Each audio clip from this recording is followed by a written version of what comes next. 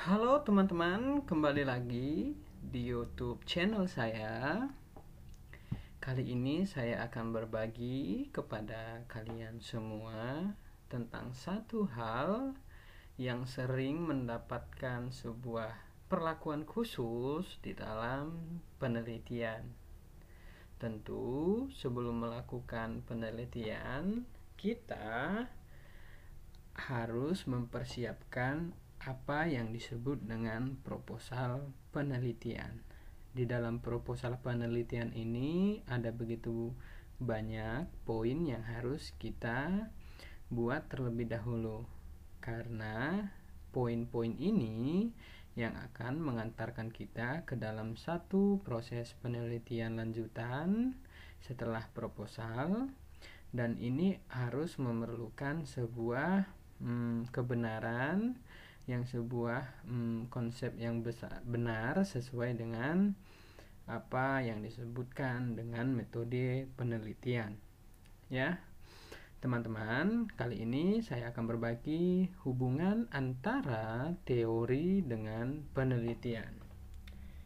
Jadi, kerangka teoritis dan tinjauan pustaka dalam penelitian, baik penelitian kualitatif, kuantitatif, ataupun penelitian mixed method, ya, ataupun metode penelitian partisipatif, memerlukan kerangka teoritis dan tinjauan pustaka seperti itu. Biasanya ini berada pada bagian atau bab yang ketiga atau bisa yang kedua, tergantung sistematika penulisan dalam proposal. Oke, next. Nah, apa gunanya landasan teori ini dapat dijadikan sebagai pisau analisis penelitian? Teman-teman, buat kamu yang sedang berproses dalam penelitian dan masih merasa kebingungan mengapa, bagaimana sebuah teori dapat dimasukkan ke dalam proposal seperti itu. Jadi, tentunya tanpa teori sebuah penelitian tidak bisa dilakukan. Nah, teori ini emangnya apa sebenarnya? Jadi teori itu secara ringkas, secara sederhananya adalah pada penjelasan berikut ini.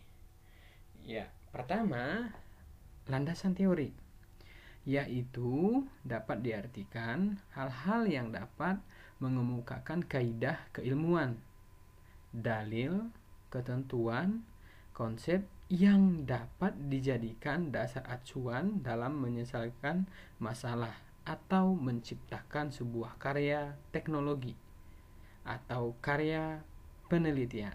Sederhananya seperti ini. Landasan teori tersebut diperoleh dari kajian pustaka dengan cara selektif terhadap hal-hal yang berhubungan dengan penelitian kita. Bukan hanya sekedar mengutip, karena memang mencantumkan referensi, mencantumkan kutipan dalam penelitian itu memerlukan metode yang benar juga. Next. Sedangkan teori menurut para tokoh seperti Kerlinger mengatakan seperangkat konstruk, konsep, definisi, dan proposisi yang berfungsi untuk melihat fenomena secara sistematik melalui spesifikasi hubungan antar variabel sehingga dapat berguna untuk menjelaskan dalam meramalkan fenomena. Oke, jadi menurut William Wiersma misalnya mengartikan yaitu kumpulan generalisasi yang dapat digunakan untuk menjelaskan berbagai fenomena secara sistematik. Oke, kedua dari tokoh ini memiliki kesamaan, yaitu menjelaskan berbagai hal, berbagai fenomena, berbagai kejadian secara sistematik. Sistematik ini artinya adalah sesuai dengan ketentuan metode penelitian. Teman-teman, ketika kita membaca sebuah teori, misalnya saja teori tentang hubungan kelompok, atau misalnya hubungan antar individu, atau misalnya hubungan ataupun interaksi sosial yang dikemukakan oleh George Herbert Mead, ya. Jadi itu merupakan sebuah susunan atas hasil penelitian yang sudah dilakukan terlebih dahulu, sehingga dihasilkan sebuah apa yang disebut dengan teori. Next, menurut Sulityo dan Basuki, misalnya teori adalah kumpulan asumsi, definisi, proposisi yang menjelaskan, menguraikan kelompok fakta, dan diamati oleh fenomena. Jangan dilupakan bahwa ini sesuai dan harus berdasarkan fakta yang ada. Kemudian Cooper and Schindler mengatakan teori adalah seperangkat konsep, definisi, dan proposisi yang tersusun secara sistematis sehingga dapat digunakan untuk menjelaskan dan meramalkan fenomena. Seperti itu. Sedangkan konsep adalah istilah dan definisi yang digunakan untuk menggambarkan gejala secara abstrak. Contohnya seperti kejadian, keadaan, kelompok. Dalam dunia penelitian dikenal dua pengertian mengenai konsep, yaitu konsep yang jelas dengan realita, misalnya itu meja, misalnya mobil yang dapat kita lihat langsung. Kemudian ada konsep yang abstrak dengan realita seperti kecerdasan, kekerabatan, dan lain-lain. Nah, seperti itu teman-teman. Sedangkan ada 3 hal atau 3 macam teori yang berhubungan dengan data empiris. Oke, yang pertama deduktif, memberikan keterangan dimulai dari suatu perkiraan atau pikiran spekulatif tertentu ke arah data yang diterangkan. Kemudian teori induktif, cara menerangkan adalah dari data ke arah teori.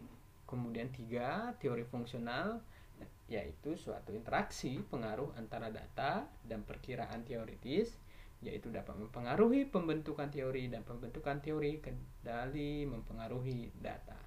Nah, ketiga hal ini salah satu cara yang dapat kita gunakan untuk membedakan adanya 3 macam teori yang berhubungan dengan data empiris yang kita miliki. Oke, sampai di sini mungkin kita sampai pada kesimpulan bahwa data itu hasilnya adalah teori. Ya, teman-teman. Konsep itu merupakan turunan dari sebuah teori. Jadi, ketika kita melakukan sebuah penelitian dan menggunakan sebuah teori ataupun ingin menguji sebuah teori yang sudah ada dan hasilnya penelitian kita itu bisa menjadi teori yang baru.